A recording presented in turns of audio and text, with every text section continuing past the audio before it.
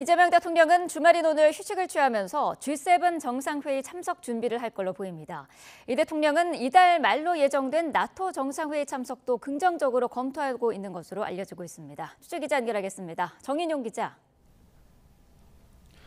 네, 용산 대통령실입니다. 네, 이 대통령 오늘은 G7 준비에 초점을 맞출 걸로 보인다고요? 네, 그렇습니다. 취임 이후 열흘간 숨가쁘게 일정을 소화해온 이 대통령은 오늘은 공식 일정을 잡지 않았습니다. 캐나다에서 현지 시간으로 당장 내일부터 G7 정상회의가 열리는 만큼 참석 준비에 만전을 기할 걸로 예상됩니다.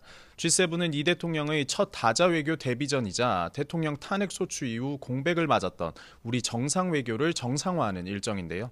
앞서 어제 재계 총수들과 경제 당체장들을 용산 대통령실로 초청해 간담회를 가진 것 역시 G7 외교전에 대비하기 위한 행보로 해석됩니다. 경제 외교의 핵심 현안이 미국발 통상 문제를 둘러싼 재계 의견을 들으며 대응책을 모색한 겁니다.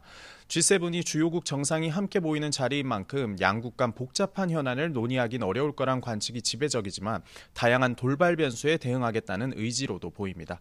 특히 미국, 일본 정상과의 통화로 탐색전은 마친 만큼 최소 양자 간 약식 회동은 있을 거란 전망이 나오고 있습니다.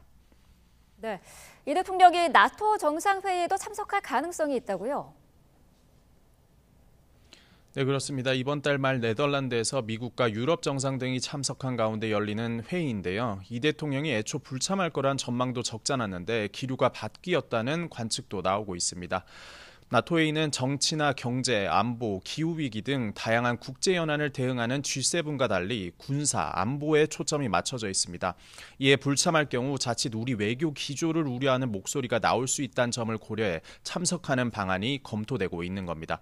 특히 계속되고 있는 우크라이나 전쟁과 이스라엘을 이란 공습 등으로 격화하는 세계 진영 간 갈등도 참석을 고심하게 하는 대목으로 평가됩니다.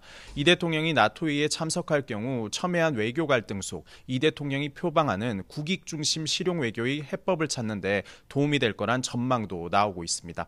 지금까지 용산 대통령실에서 YTN 정인용입니다.